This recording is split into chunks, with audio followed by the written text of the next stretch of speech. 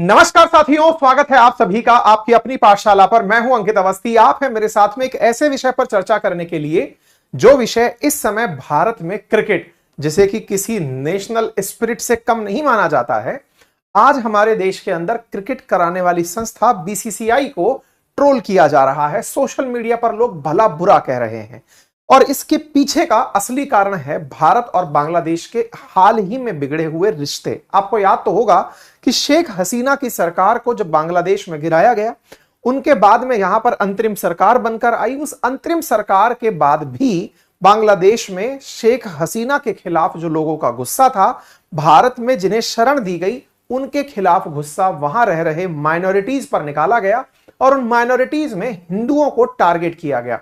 हिंदुओं के टारगेट किए जाने पर नेटिजन्स भड़के हुए हैं बीसीसीआई पर, क्योंकि इस समय क्रिकेट टीम बांग्लादेश इंडिया में टेस्ट मैच खेल रही है और टेस्ट मैच का आयोजन कराने वाली संस्था बीसीसीआई है, जिस पर कंट्रोल जय शाह का है। जय शाह अमित शाह जी के सुपुत्र हैं।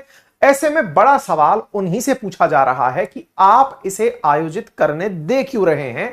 जब बांग्लादेश के अंदर हिंदुओं के साथ इस तरह की हरकतें हुई हैं, तो आप लोग इन्हें यहां पर क्यों वार्म वेलकम दे रहे हैं, क्यों इनके साथ खेल खेल रहे हैं। मैं आपको बता दूं कि बांग्लादेश के साथ भारत का जो टेस्ट मैच है वो 19 से 23 सितंबर के बीच में चेन्नई के अंदर खेला जा रहा है। भारत की बैटिंग हो चुकी है। ऐसे में भारत के लोगों के द्वारा बांग्लादेश के खिलाफ जबरदस्त गुस्सा है और उस गुस्से में जिस बात का सबसे बड़ा इजहार है वो ये कि आपने इस टीम को यहां पर 2 टेस्ट मैच और 3 2020 खेलने बुला लिया, ऐसे समय पर जब केवल भारत के विरोध की ही घटना बांग्लादेश में देखी जा रही हो, ऐसे समय पर जब भारत के खिलाफ लोगों का गुस्सा बांग्लादेश में इतना हद तक हो कि वो वहां पर आई हुई प्राकृतिक आपदाओं में भी, बाढ़ जैसी घटनाओं में भी भारत को ही जिम्मेदार ठहराते हो, तो लोगों ने बीसीसीआई को टैग करते हुए कहा कि आप इनके साथ क्रिकेट मैच क्यों आयोजित कर रहे हैं, और तो और इनका इतना वार्म वेलकम क्यों किया जा रहा है, जैसे कोई बड़ा शख्सियत आ गया है या कोई बड़ी व्यक्तित्व आ गए हैं। इनका इतना सम्मान क्यों किया जा रहा है, इन खिलाड़ियों को हमारे देश में इतना ग्रीट क्यों किया जा रहा है। ये वो खिलाड़ी हैं जिन्होंने हिंदुओं के लिए एक शब्द भी अपने किसी सोशल मीडिया पोस्ट पर नहीं कहा। यानी कि अगर आज हमारे देश में हिंदुओं को बचाने के लिए बांग्लादेश के अंदर हो रही हिंसाओं के खिलाफ प्रोटेस्ट हुए, तो ना तो भारतीय क्रिकेट टीम ना बांग्लादेश की क्रिकेट टीम की तरफ से कोई भी इस तरह का बयान आया। ऐसे में बड़ी आवश्यकता है कि बीसीसीआई इस बात को ध्यान में रखते हुए कि हम बीसीसीआई के नाते भारत और बांग्लादेश के बीच में जब तक रिश्ते सामान्य नहीं हो जाते, तब तक इस प्रकार के किसी आयोजन को नहीं होने देंगे। ऐसे बहुत से सोशल मीडिया हैंडल्स हैं, विशेष रूप से वो सोशल मीडिया हैंडल्स जिन्होंने हिंदुओं के लिए आवाजें उठाई थी, आज वो इस बात से बेहद आहत हैं कि आप लोग इनको इतना वेलकम क्यों दे रहे हैं।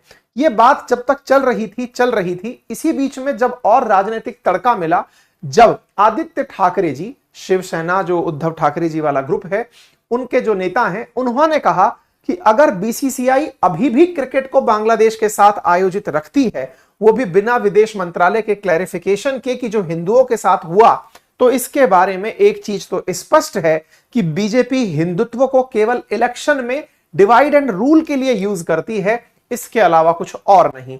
मतलब यह है कि अब अपोजिशन की तरफ से भी सरकार और बीसीसीआई पर तंज कसा गया कि आप लोगों ने जब तक हिंदुओं पर वहां की सरकार का कोई स्टैंड नहीं हो जाता, उनकी सिक्योरिटी को लेकर कोई भी स्टैंड नहीं आ जाता, आपने इनके साथ खेल खेलने की परमिशन कैसे दे दी।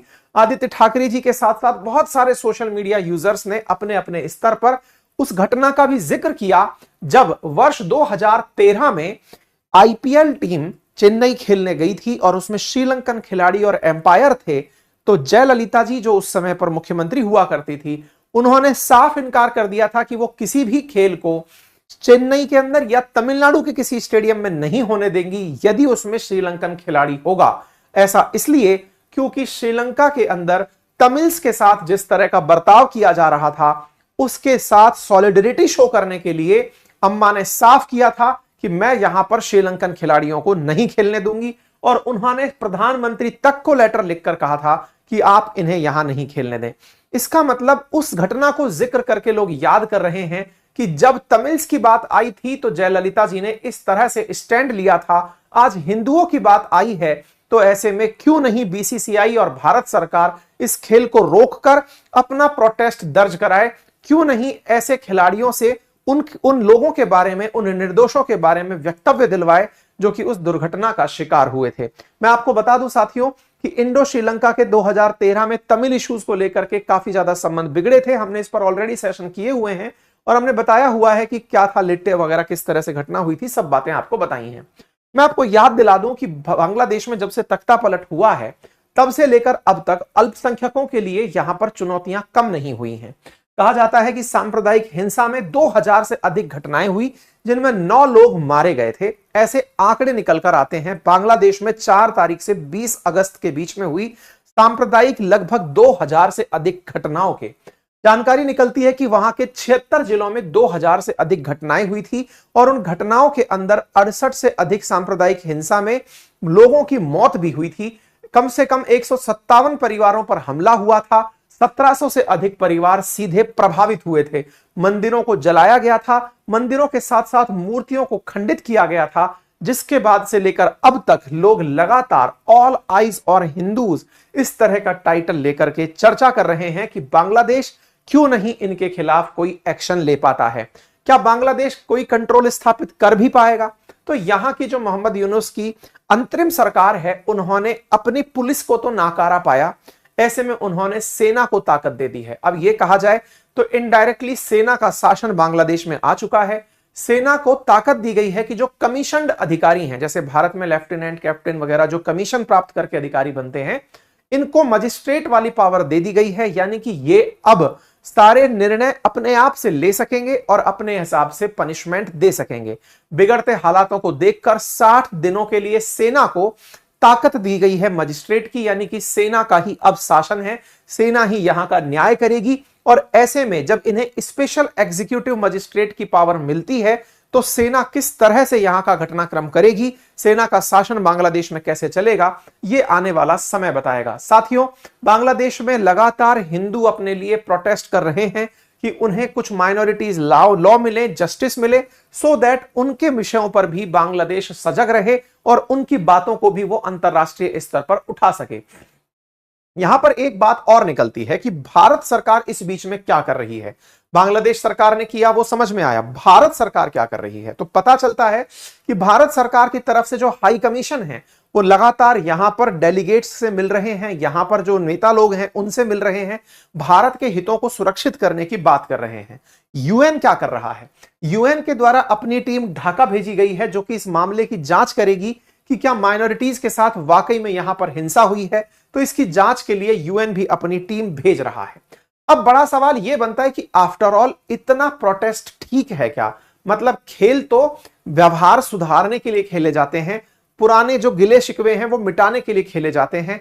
गिले शिकवे मिटे ये तो खेल भावना से ही संभव होता है, तो फिर खेल के खिलाफ इतना प्रदर्शन क्यों?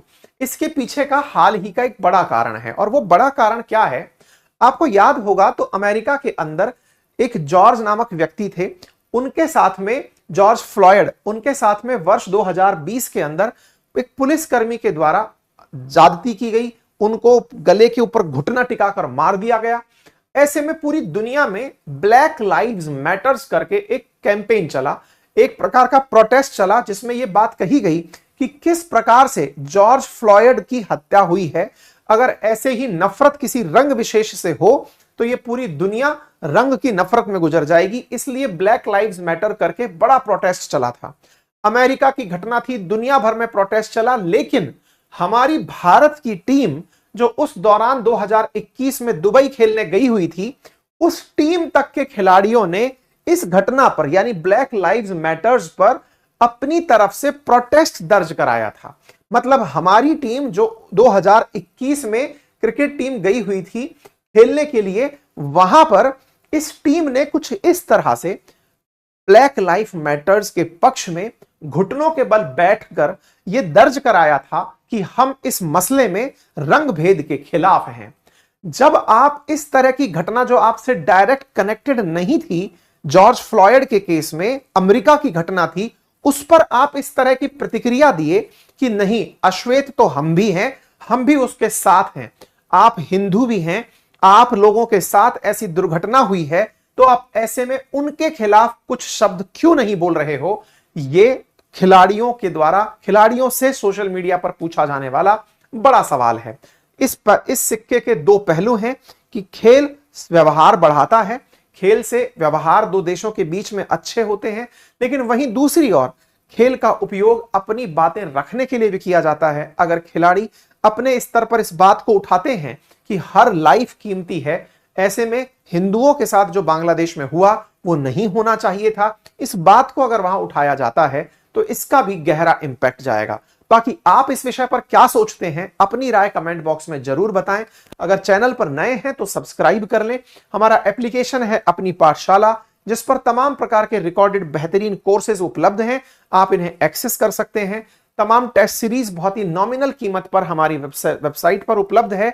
बहुत ही नॉमिनल कीमत पर साल भर की वैलिडिटी के साथ इतने सारे टेस्ट आपके लिए उपलब्ध कराए जा रहे हैं, आप इन्हें एक्सेस कर सकते हैं। हैंड रिटन नोट्स आप अपने घर पर बैठे हुए मंगा सकते हैं, हिंदी अथवा इंग्लिश दोनों भाषाओं में उपलब्ध हैं। जीएस फाउंडेशन के आप उन्हें एक्सेस कर सकते हैं। अपना ख्याल रखें, धन्यवाद।